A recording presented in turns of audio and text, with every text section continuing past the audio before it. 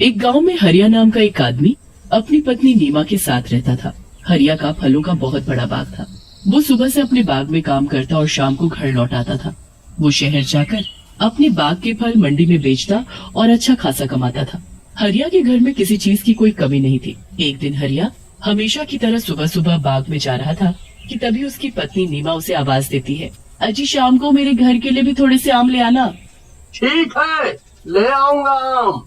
हरिया बाग में पहुंचता है तो वहाँ अच्छी खासी धूप हो रही होती है। हरिया एक बड़े से आम के पेड़ के नीचे एक चारपाई बिछा लेता है और उस पर बैठ जाता है। उस पेड़ पर बड़े ही पके हुए और बढ़िया आम लग रहे होते हैं। अरे वाह, क्या आम लगे हैं, इसके तो अच्छे पैसे मिलेंगे। एक काम करता हूँ, इसी में से नीमा के लिए आम ले जाऊंगा, वो बड़ी खुश होगी। हरिया पूरा दिन बाग में काम करता है और शाम को घर जाते वक्त उस पेड़ से कुछ बढ़िया बढ़िया आम तोड़कर रख लेता है। उसके बाद हरिया घर के लिए निकल पड़ता है। घर पहुंचकर हरिया नीमा को आवाज देता है, हाँ जी मैं आ गई, बताओ ना क्या लेकर आए हो। तुम्हारे पसंदीदा आम। आम? सच्ची? हाँ हाँ सच। चलो जल्दी से ठेले से आम निकाल लो, फिर आराम से खाने के साथ खाएंगे। नीमा जैसे ही थैले को खोलकर देखती है तो उसे बड़ा ही गुस्सा आता है। ये क्या है? अरे क्या हुआ भाग्यवान, क्यों गुस्सा हो रही हो? ऐसे खाए हुए आम देखकर कौन गुस्सा नहीं होगा। पूरा थैला बस गुठलियों से भरा पड़ा है। गुठलियों से? कैसी बात कर रही हो नीमा, मैं खुद ताजे ताजे बढ़िया आम तोड़ कर लाया हूँ। तो रास्ते में आते आते इन्हें कौन खा गया? वो मुझे क्या पता। अब मैं जा रही हूँ सोने और दोबारा मेरे साथ ऐसा मजाक मत करना। हरिया को समझ ही नहीं आता कि आखिर थैले में रखे हुए आम गुठली कैसे बन गए। वो उस रात यही सोचते सोचते सो जाता है। अगले दिन जब वो सुबह उठकर फिर से अपने आम के बाग में जाता है, पूरा दिन वो बाग में काम करता है, फिर थककर उसी आम के पेड़ के नीचे चारपाई पर सो जाता है। पेड़ पर बैठी चुड़ैल गुस्से से हरिया को देखने लगती है। ये फिर आ गया मेरे आम लेने, ये चाहे कुछ भी कर ले पर मैं इसे बाग से एक भी आम नहीं ले जाने दूंगी। ये बाग मेरा है, बस मेरा।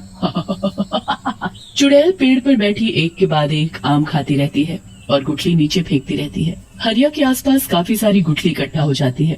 चुड़ैल को आम इतने पसंद होते हैं कि वो आम खाना बंद नहीं करती। इस बार जब वो आम खाकर आम की गुठली नीचे फेंकती है तो वो सीधा हरिया के सिर पर जा लगती है। हरिया हड़बड़ाकर उठ जाता है। कौन है, कौन है, किसने मुझे मारा? हरिया इधर उधर देखता है तो उसे कोई भी नहीं दिखता, पर फिर उसकी नजर उसके आसपास पड़ी आम की गुठलियों पर जाती है। हरिया उन गुठलियों को देखकर बड़ा हैरान होता है। ये गुठलियाँ यहाँ कैसे आईं? अभी जब मैं यहाँ आराम करने लेटा था तब तो यहाँ एक भी गुठली नहीं थी, तो फिर अब ये कहाँ से आईं? कौन है जो मेरे बाग के आम खा कर मेरे ही पास गुठली फेंक कर गया है? और हिम्मत तो देखो जरा, गुठली मेरे मुंह पर मार कर गया है। जो भी है मैं उसे छोड़ूंगा नहीं। पागल आदमी, इसे कभी पता नहीं चलेगा ये किसका काम है। हरिया फिर से नीमा के लिए ताजे मीठे आम तोड़ने लगता है। चुड़ैल जब हरिया को आम तोड़ते देखती है तो उसे बड़ा गुस्सा आता है। वो गुस्से में लाल हो जाती है। इसकी फिर से हिम्मत हो गई जो मेरे आम लेकर जा रहा है। लगता है इस बार इसे अच्छा सबक सिखाना पड़ेगा। काफी आम हो गए हैं, चलो अब घर चलता हूँ, काफी देरी हो गई है। हरिया जैसे ही घर जाने लगता है तभी चुड़ैल पेड़ से नीचे कूद पड़ती है और हरिया का पीछा करने लगती है। हरिया को उस दिन घर जाते जाते रात हो जाती है। जब वो घर जा रहा होता है तो आसपास बहुत शांति होती है। हरिया को अचानक अपने पीछे किसी के चलने का एहसास होता है। हरिया जल्दी से पीछे मुड़कर देखता है पर पीछे तो कोई भी नहीं होता। अजीब बात है, अभी कोई तो था जो मेरे पीछे चल रहा था, पर यहाँ तो कोई नहीं है। खैर मैं जल्दी घर पहुँचता हूँ। हरिया वापस घर की तरफ बढ़ने लगता है और फिर से उसे पीछे किसी के चलने का एहसास होता है। हरिया झट से पीछे देखता है तो वहाँ इस बार भी कोई नहीं होता। हरिया घबरा जाता है और जल्दी जल्दी चलने लगता है। जल्दी जल्दी चलने के चक्कर में हरिया के हाथ से उसका आम का ठेला गिर जाता है। हरिया उन आमों को जमीन से उठा ही रहा होता है कि अचानक उसके मुंह के आगे चुड़ैल आकर बैठ जाती है। क्या हुआ हरिया, सारे आम गिर गए? चुड़ैल, बचाओ बचाओ। हरिया को कुछ समझ नहीं आता। वो तो सब आम ऐसे छोड़कर भाग लेता है। भाग गया बेचारा। इन आमों पर बस मेरा हक है, बस मेरा, इनको कोई नहीं खा सकता। चुड़ैल वहीं जमीन पर बैठ जाती है और एक एक आम उठाकर खाने लगती है। भागते भागते एक बार हरिया पीछे मुड़कर देखता है तो वो चुड़ैल आमों को ऐसे खा रही होती है जैसे कोई भूखा जानवर मांस खाता है। चुड़ैल बड़े मजे से आम खाने में लगी होती है और हरिया भागते भागते अपने घर पहुंचता है। वो बहुत ही बुरी तरह हाँफ रहा होता है। उसे देख नीमा भी घबरा जाती है। अरे क्या हुआ आपको? आप इतनी बुरी तरह हाँफ क्यों रहे हो? नीमा,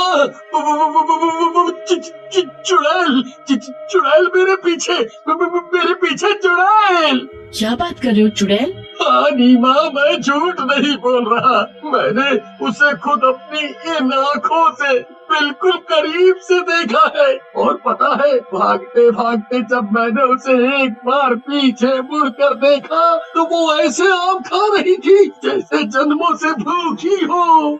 आम चुड़ैल खा रही थी? मुझे तो अब शक हो रहा है कि कल जो आम आप लेकर आए थे वो कहीं इस चुड़ैल ने तो गायब नहीं कर दिए और उसमें गुठली भर दी। हाँ नीमा, तुम सही बोल रही हो, पर आखिर ये चुड़ैल हमारे पीछे क्यों पड़ गई है? ये हमसे चाहती क्या है? पता नहीं जी, ये तो वही जाने। खैर, अभी हम सो जाते हैं, वही ठीक रहेगा। हरिया और नीमा दोनों सो जाते हैं। सुबह हरिया जल्दी उठ जाता है क्योंकि उसे आम लेकर मंडी पहुंचना होता है। नीमा, अरे ओ नीमा, रास्ते के लिए तुमने खाना बांध दिया है ना? हाँ, मैंने सब रख दिया है। ठीक है, मैं पहले बाग में जा रहा हूँ, फिर आम तोड़कर उनको बाजार में शहर बेचने जाऊंगा। आते वक्त मुझे रात हो जाएगी तो तुम अपना ध्यान रखना। हरिया अपनी बैलगाड़ी लेकर बाग की तरफ चल पड़ता है। बाग में पहुंचकर वो पके पके आम तोड़कर टोकरी में भरने लगता है। देखते ही देखते काफी टोकरी भर जाते हैं। उसके बाद हरिया उस पेड़ के पास पहुंचता है जिस पर चुड़ैल रहती है। हरिया उस पेड़ से भी आम तोड़ना शुरू कर देता है। पेड़ में बैठी चुड़ैल हरिया को दिखाई नहीं देती, इसलिए वो बड़े ही मजे से आम तोड़ कर टोकरी में भरने लगता है। पर जब चुड़ैल उसे ऐसा करती देखती है तो उसका खून खौल उठता है। इसकी इतनी हिम्मत कि ये फिर मेरे आम लेने की कोशिश कर रहा है। ये मेरे आम यहाँ से नहीं ले जा सकता। हरिया सारे टोकरे एक एक करके बैलगाड़ी में रखकर शहर के लिए निकल पड़ता है। चुड़ैल भी झट से उसकी बैलगाड़ी पर कूदकर बैठ जाती है। हरिया को महसूस होता है कि कोई उसकी बैलगाड़ी में कूदा है और वो जल्दी से पीछे मुड़कर देखता है तो उसे उस बैलगाड़ी में बैठी वो चुड़ैल दिखाई ही नहीं देती। हरिया आगे बढ़ता है।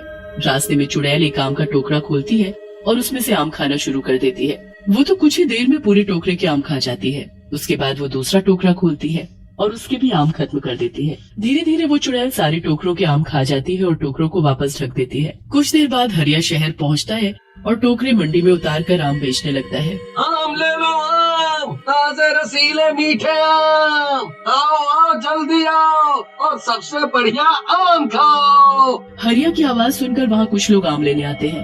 अरे भाई, आम क्या भाव दिए? बस 120 रुपया किलो। बताओ कितने बांध दूं? पहले आम की शक्ल तो दिखाओ, अभी तो बताऊंगा। हाँ, अभी मैं टोकरे खोलता हूँ।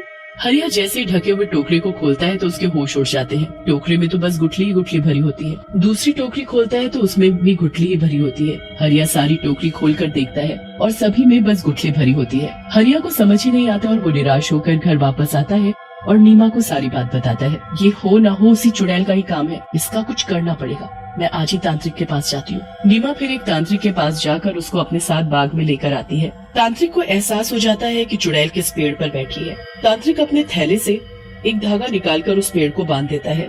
ए तांत्रिक, ये तो क्या कर रहा है? ऐसा मत कर वरना मैं भी इस पेड़ से बंध जाऊंगी। यही तो मुझे करना है। तूने बड़ा दुखी किया हुआ है। आखिर तू चाहती क्या है? मुझे आम बहुत पसंद है। एक दिन जब ये आदमी आम बेचने शहर जा रहा था तब मैंने इसकी बैलगाड़ी से आम खाया था और मैं इसके साथ ही यहाँ आ गई। अब इन सब आमों पर मेरा हक है। ऐसा बिल्कुल नहीं होगा, समझी? अब मैंने तुझे इस पेड़ से बांध दिया है। आज के बाद तू इस पेड़ से कहीं नहीं जा पाएगी। तुझे जितने आम खाने हैं तू खा सकती है, पर बस इसी पेड़ के। चुड़ैल गुस्से में चिल्लाती रह जाती है पर कुछ नहीं कर पाती। वो हमेशा के लिए उसी पेड़ पर बंध जाती है और उसी के आम का स्वाद ले पाती है।